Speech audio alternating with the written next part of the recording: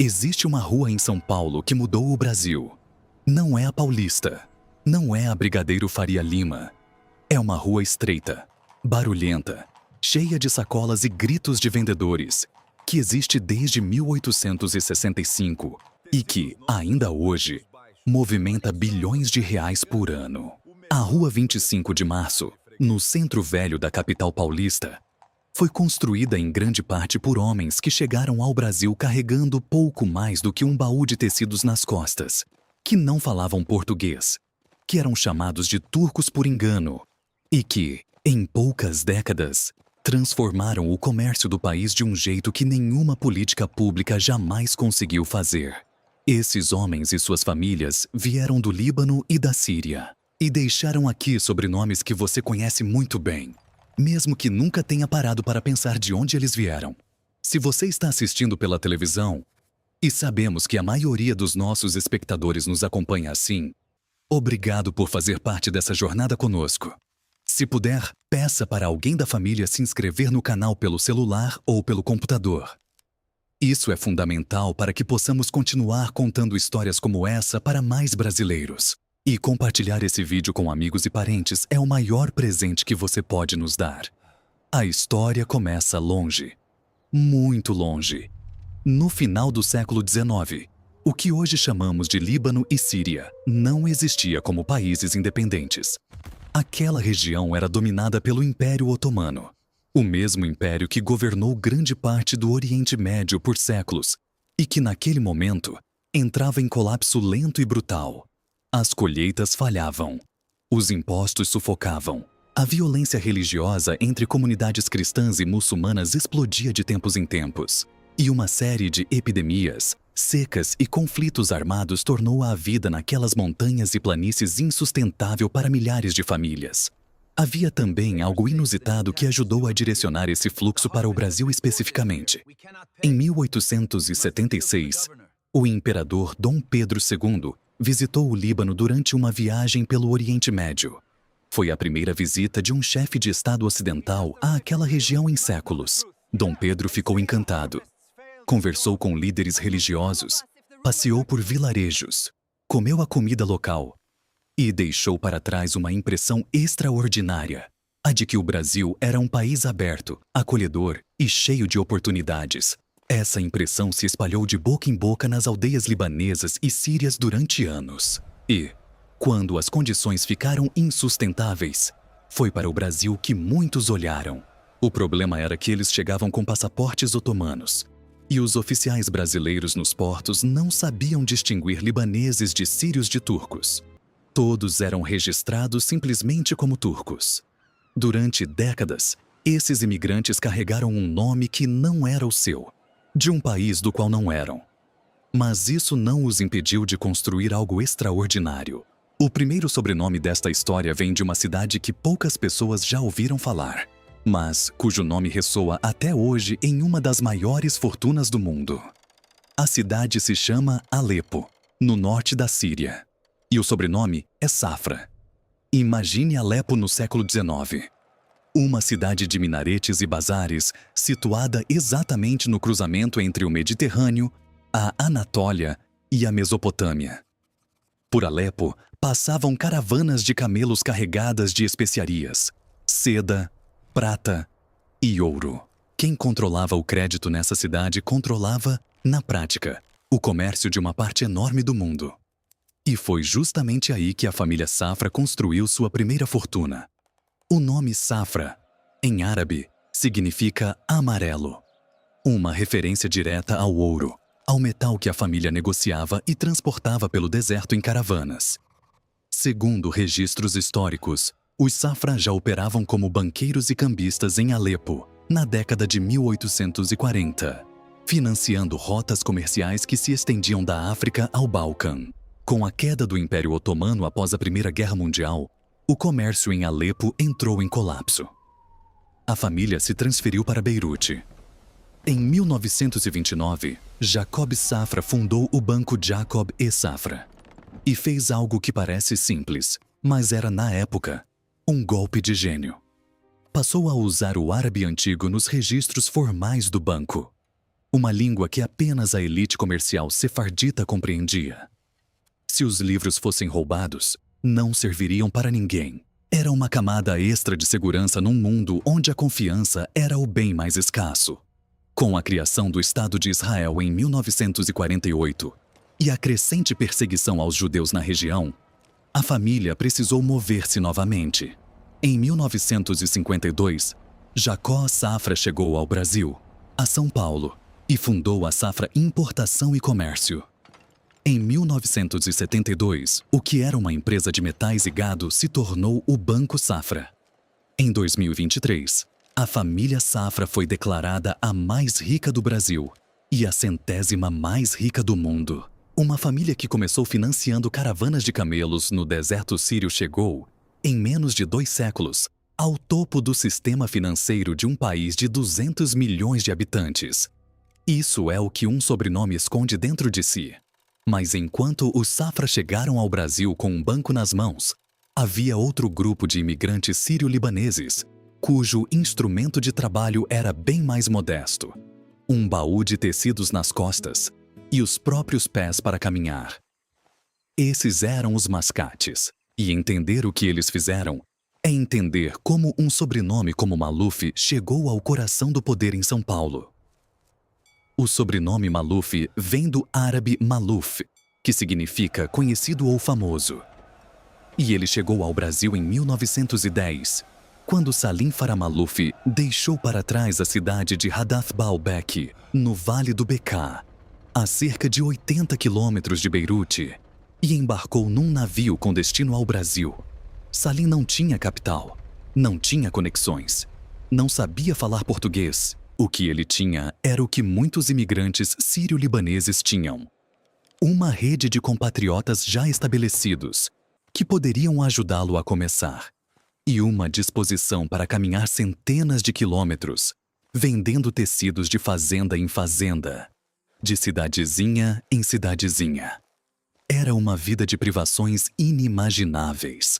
Os mascates saíam de São Paulo rumo ao interior com o baú nas costas, pesando muitas vezes 30 ou 40 quilos, e percorriam estradas de terra, atravessavam rios a val, dormiam em ranchos improvisados. Muitos não falavam português e vendiam com gestos, mostrando tecidos e apontando preços no papel. Mas vendiam, e a cada temporada de trabalho que terminava, voltavam para São Paulo com um pouco mais de dinheiro. Com esse dinheiro, abriam uma pequena loja. Com a loja, chamavam um irmão ou primo do Líbano. E o ciclo começava de novo. Salim Farah Maluf seguiu esse caminho e acabou fundando a Eucatex, uma das maiores empresas do setor madeireiro da América Latina, com sede em São Paulo. Seu filho Paulo Salim Maluf formou-se engenheiro na Escola Politécnica da USP. A mesma trajetória de muitos filhos de mascates árabes que perceberam que a melhor herança que podiam deixar aos filhos não era um negócio, mas um diploma. Paulo Maluf virou governador de São Paulo, prefeito da capital e candidato à presidência da República. Uma geração separou o mascate do governador. E há um sobrenome que conta essa história de ascensão de um jeito ainda mais literal. Porque o sobrenome Haddad, em árabe, significa ferreiro. É um sobrenome ocupacional, igual ao nosso Ferreira. Guardou, por séculos, a memória de um antepassado que trabalhava o ferro, que batia na bigorna, que forjava ferramentas e armas nas aldeias do Oriente Médio. E esse ferreiro atravessou o oceano. As famílias Haddad que chegaram ao Brasil eram, em sua maioria, cristãs maronitas, a maior comunidade cristã do Líbano, ligada ao rito romano, mas com liturgia em língua siríaca, considerada uma das formas vivas mais próximas do aramaico, a língua que se afirma ter sido a língua de Jesus. Essa origem cristã foi, aliás, um fator determinante nas ondas de emigração sírio-libanesa para o Brasil. Eram especialmente os cristãos que buscavam países de maioria católica, onde a adaptação religiosa seria mais fácil. O avô e o pai de Fernando Haddad, que viria a ser prefeito de São Paulo e ministro da Fazenda, deixaram o vilarejo de Ain Ata, no sul do Líbano, fugindo da pobreza e dos efeitos devastadores da Segunda Guerra Mundial. Chegaram ao Brasil praticamente sem nada, como centenas de milhares de conterrâneos. E, como os outros, apostaram na educação como caminho. Essa ênfase na formação formal não era acidental. Pesquisadores que estudam a comunidade sírio-libanesa no Brasil notam que desde cedo esses imigrantes perceberam algo fundamental sobre a sociedade brasileira. Aqui, o título de doutor abria portas que o dinheiro sozinho não abria. Então seus filhos foram para faculdades de Direito, Medicina e Engenharia. E de lá foram para a política, para a medicina, para o jornalismo. Mas, se existe um sobrenome que revela um dos capítulos mais curiosos e pouco contados dessa imigração, esse sobrenome é Khoury, ou Khoury, dependendo de como foi transcrito no registro de chegada ao Brasil. A história começa com um problema linguístico que transformou famílias inteiras. Quando os imigrantes sírio-libaneses chegavam aos portos brasileiros, os funcionários da imigração precisavam registrar seus nomes. Mas o árabe não usa o alfabeto latino. E os sons do árabe têm correspondências difíceis em português. O som do K árabe, aquele K gutural, não existe em português. Então os funcionários faziam o que podiam. Tentavam transcrever foneticamente o que ouviam. O resultado foi uma confusão gloriosa. Um mesmo sobrenome árabe podia virar Khoury, Khoury, Khoury, Khoury, Khoury ou Khoury, dependendo do funcionário, do porto e do dia. Às vezes, nem era sobrenome. Era apenas uma referência ao padre que havia ajudado o imigrante a embarcar. Porque Khoury, em árabe, significa padre, sacerdote. Vem de um radical que remonta ao latim cúria, a cúria, o espaço de reunião religiosa e administrativa da Roma Antiga, que chegou ao árabe via as línguas semíticas do Mediterrâneo cristão. Os Khoury eram originalmente as famílias ligadas ao clero das igrejas cristãs do Líbano e da Síria. Famílias que guardavam os registros, que administravam os bens da igreja, que serviam como intermediários entre a comunidade e o poder religioso. Quando chegaram ao Brasil, esses nomes viraram Khoury, Khoury, Khoury. E com essa multiplicidade de grafias, ficou praticamente impossível rastrear a genealogia de muitas famílias. Pesquisadores relatam ser comum encontrar irmãos registrados com grafias completamente diferentes do mesmo sobrenome, simplesmente porque chegaram em datas e portos diferentes. E o funcionário escrevia como entendia. O psiquiatra e escritor Augusto Khoury, neto de imigrantes libaneses, é um dos portadores mais conhecidos dessa versão abrasileirada do nome. A trajetória dos Khoury no Brasil é também a história de como um idioma se dobra diante de outro e de como a identidade sobrevive mesmo quando o nome muda de forma. Há uma história dentro dessa história que poucas pessoas conhecem e que muda completamente a forma como entendemos essa imigração. Imagine um homem que embarca num navio acreditando que vai para os Estados Unidos. O navio para em Santos. Os funcionários da companhia de navegação o convencem de que aquele é o destino certo. O homem desce, sem falar português, sem conhecer ninguém, e descobre que está no Brasil, um país que ele nunca tinha planejado visitar. Esse episódio, documentado em relatos e memórias da época, aconteceu com regularidade suficiente para que pesquisadores o registrem como um padrão. As companhias de navegação europeias lucravam com a lotação dos navios. Muitas vezes convenciam imigrantes que queriam ir aos Estados Unidos de que o Brasil era igualmente uma boa opção, ou simplesmente os desembarcavam no primeiro porto de conveniência. É nesse contexto que o sobrenome Temer chega ao Brasil. Os pais de Michel Temer saíram do pequeno vilarejo de Betaboura, no norte do Líbano. A localidade existe até hoje. E quando Temer se tornou presidente do Brasil em 2016, o prefeito do vilarejo organizou uma festa e mandou instalar uma placa com o nome de Michel Temer, com a grafia original árabe do sobrenome. A produção de tabaco que sustentava Betaboura tinha migrado para outras regiões. Sem renda, os pais de Temer cruzaram o oceano, chegaram ao Brasil, estabeleceram-se, tiveram filhos. E um desses filhos, décadas depois, seria o 80º presidente da República. O vilarejo de Betaboura ainda existe. Ainda guarda retratos de Michel Temer nas casas dos parentes distantes e ainda celebra a trajetória de um descendente que chegou ao mais alto cargo de um país a 10.000 quilômetros de distância. O Mato Grosso do Sul não é o estado que vem à mente quando se pensa na imigração sírio-libanesa. São Paulo, sim. O interior paulista onde os mascates percorreram as fazendas de café? Sim. Mas o sobrenome Tebet chegou ao Brasil em 1929, exatamente para Mato Grosso do Sul, mais precisamente para Três Lagoas, cidade na divisa com São Paulo, banhada pelo Rio Paraná. Taufik Tebet era libanês. Chegou ao Brasil como tantos outros, sem falar a língua, sem capital significativo, com a determinação de construir algo. Estabeleceu-se no comércio de Três Lagoas. A cidade era pequena, fronteiriça, com uma economia baseada na pecuária e no comércio com o interior paulista. O comércio sírio-libanês prosperou nesse tipo de cidade porque os mascates já tinham percorrido aquelas rotas e sabiam onde havia compradores e onde havia um mercado ainda não ocupado por nenhum comerciante estabelecido.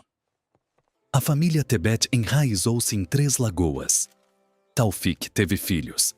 Seu filho Ramés Tebet tornou-se governador e senador de Mato Grosso do Sul. A neta, Simone Tebet, seguiu o mesmo caminho. Foi prefeita, deputada estadual, vice-governadora, senadora e candidata à presidência da República em 2022. 3 gerações separadas por um oceano e por uma decisão tomada em 1929, num vilarejo do Líbano. O sobrenome Tebet chegou a Três Lagoas como o sobrenome de um imigrante. Hoje é um dos sobrenomes mais conhecidos da política brasileira. A Embaixada do Líbano no Brasil calcula que há pelo menos um representante da comunidade libanesa em cada um dos mais de 5.000 municípios brasileiros. Não é exagero. É o resultado de um século de mascates percorrendo cada recanto do país, fixando raízes onde encontravam solo fértil. Há um sobrenome nessa história que carrega dentro de si uma das emoções mais universais e ao mesmo tempo mais esquecidas dessa migração. Um sobrenome que, toda vez que era dito em voz alta, era uma declaração de resistência. O sobrenome é Farah, e ele significa alegria. Pense nisso por um momento. Famílias que deixaram para trás tudo o que tinham, casas, terras, parentes, a língua que falavam desde que nasceram, carregavam em seus próprios nomes a palavra alegria. Não como ironia, mas porque na cultura árabe, os sobrenomes muitas vezes expressavam aspirações, qualidades que a família queria cultivar ou que foram atribuídas a um antepassado por suas características de personalidade. Os Farah eram, segundo a tradição oral de algumas famílias, conhecidos por seu temperamento festivo, sua hospitalidade exuberante, sua capacidade de encontrar motivos para celebrar mesmo em tempos difíceis. E essa hospitalidade foi um dos fatores que facilitaram a integração desses imigrantes ao Brasil. Pesquisadores apontam que havia uma afinidade cultural não óbvia entre o modo árabe de relacionamento comercial e o modo brasileiro. A negociação pessoal, a conversa antes do negócio, a confiança construída ao longo do tempo, a importância das relações de compadrio. O mascate árabe que chegava a uma fazenda do interior de São Paulo e sentava para tomar café com o fazendeiro antes de abrir o baú de tecidos, estava, sem saber, praticando uma forma de vender que se encaixava perfeitamente na sociabilidade brasileira. Os Farah se espalharam pelo interior paulista, pelo Paraná, por Santa Catarina. Há registros de famílias Farah em Caçador, cidade no Planalto Catarinense. Imigrantes libaneses vindos do vilarejo de Miniara, que se estabeleceram ali no início do século XX, numa cadeia migratória típica. O primeiro chegava, estabelecia-se, escrevia para casa descrevendo as oportunidades, e os outros vinham. Mas há um sobrenome nessa história que, mais do que qualquer outro, simboliza a transformação mais radical que essa imigração produziu no Brasil. Não foi uma transformação no comércio, nem na política. Foi uma transformação na forma como o Brasil passou a ouvir e a ver a si mesmo. O sobrenome é Saad.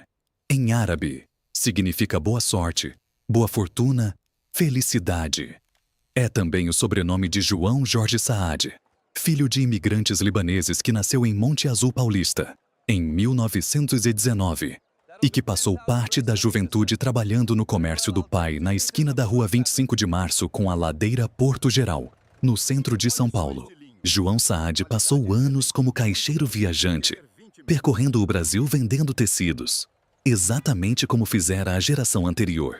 E então, em 1947, casou-se com Maria Helena de Barros, filha do governador de São Paulo, Adhemar de Barros.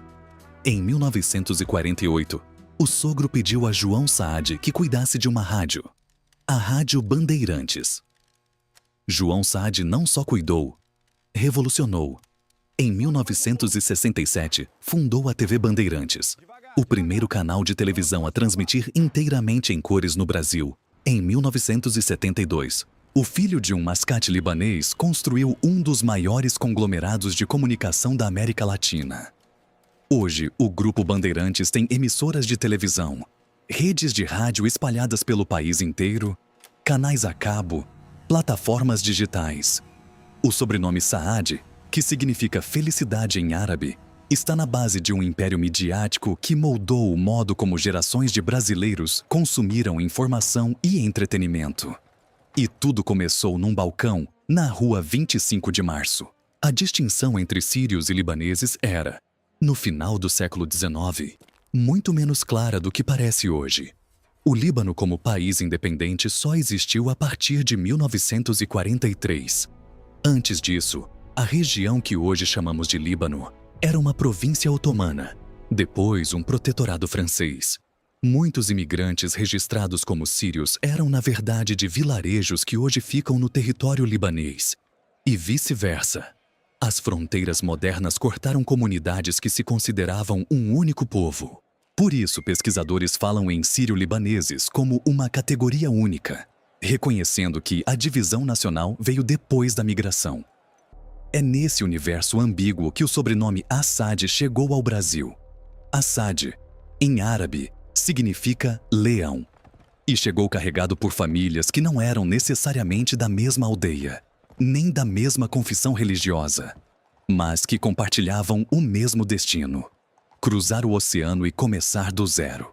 Os Assad que chegaram ao Brasil estabeleceram-se no comércio, como a maioria dos sírio-libaneses. Mas houve também famílias Assad que entraram no setor industrial no início do século XX, quando São Paulo começava a se industrializar rapidamente. A interrupção das importações europeias pela Primeira Guerra Mundial criou um vácuo que muitos comerciantes árabes preencheram, migrando do varejo para a manufatura. Tecidos que antes eram importados passaram a ser produzidos em fábricas abertas por imigrantes, que haviam começado vendendo aquelas mesmas mercadorias de porta em porta. E, por fim, há um sobrenome que guarda dentro de si uma promessa. O sobrenome é Mansur. Em árabe significa vitorioso. E ele chegou ao Brasil em várias levas de imigração, carregado por famílias sírias e libanesas que encontraram no comércio, e mais tarde na indústria, os meios para cumprir o que o nome anunciava. O sobrenome Mansur aparece nos registros de imigração de São Paulo a partir do final do século XIX, concentrado principalmente nas regiões do interior paulista, onde a expansão cafeeira criava novas cidades a cada ano. Onde havia uma nova cidade, havia uma oportunidade para um mascate se fixar, abrir uma loja, trazer a família. O que esses homens e mulheres deixaram para trás era uma terra que não tinha mais espaço para eles, governada por um império em decadência que cobrava impostos impossíveis de pagar, que recrutava seus filhos para guerras que não eram suas. O que encontraram no Brasil era imperfeito. Havia preconceito, havia o apelido de turco dito com desprezo, havia portas que não se abriam para estrangeiros, mas havia também algo que o Império Otomano não oferecia: a possibilidade de que, se um Mansur chegasse sem nada, um filho de Mansur poderia ter uma loja, e um neto de Mansur poderia ter um diploma que nenhum antepassado teria podido imaginar. Esse é o padrão que se repete em todos os 10 sobrenomes desta história. Uma geração que chega sem nada e carrega um baú nas costas. Uma segunda geração que abre a loja e manda o filho para a escola. Uma terceira que vai para a universidade. Uma quarta que chega à política, ao jornalismo, às artes, à medicina, aos grandes negócios. Um estudo do historiador Sérgio Lamarão mostrou que, entre 1945 e 1999, o Brasil teve 163 deputados federais e senadores com sobrenomes sírios e libaneses, perdendo apenas para os parlamentares de origem italiana.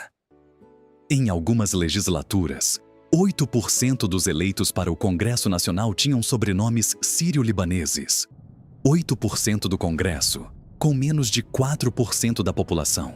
Existe hoje, no Brasil, uma presença sírio-libanesa tão difundida, tão misturada ao tecido da vida cotidiana, que a maioria das pessoas não a reconhece mais como estrangeira. O quibe virou comida brasileira. A esfirra virou lanche de boteco. O tabule aparece nos restaurantes de culinária contemporânea de São Paulo como prato sofisticado. A coalhada seca que as avós sírio-libanesas faziam em casa é agora vendida em supermercados de todo o país. A Rua 25 de Março ainda existe no centro de São Paulo. Ainda barulhenta, ainda lotada, ainda movimentando bilhões de reais por ano. Os nomes acima das lojas mudaram. Muitos não são mais árabes, mas a estrutura daquele comércio, a lógica do atacado que abastece o varejo, a rede de fornecedores e clientes construída sobre relações pessoais de confiança, o hábito de começar pequeno e reinvestir cada centavo, foi, em grande medida, estabelecida pelos mascates sírio-libaneses que escolheram aquela rua como seu primeiro endereço no Brasil. Safra, Maluf, Haddad, Curi, Temer, Tebet, Farah, Saad, Assad, Mansur.